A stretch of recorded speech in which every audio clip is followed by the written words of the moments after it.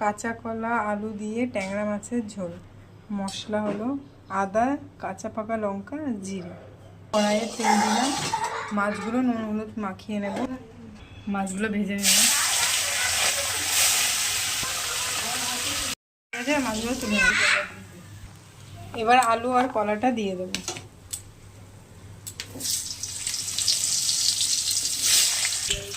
আলু কলাগুলো ভাজা হয়ে গেছে। এবার শুকনো লঙ্কা আর রাঁধুনিটা দিয়ে দেবো ফোড়ন। লবণ দিলাম,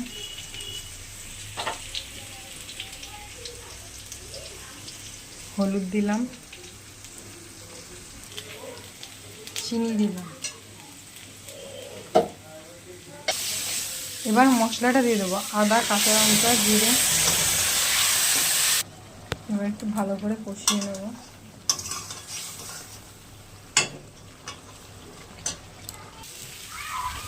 কষানো হয়ে গেছে, এবার জল দেবো। আলু কলা সিদ্ধ হয়ে গেছে, এবার মাছটা দিয়ে দেবো।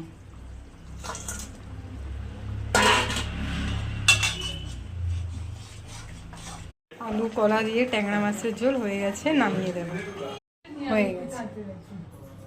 ভিডিওটা ভালো লাগলে লাইক, কমেন্ট, সাবস্ক্রাইব শেয়ার অবশ্যই করবেন, আর কমেন্টে জানাবেন যে কেমন হয়েছে আলু কলা দিয়ে ট্যাংরা মাছের ঝোল। ধন্যবাদ।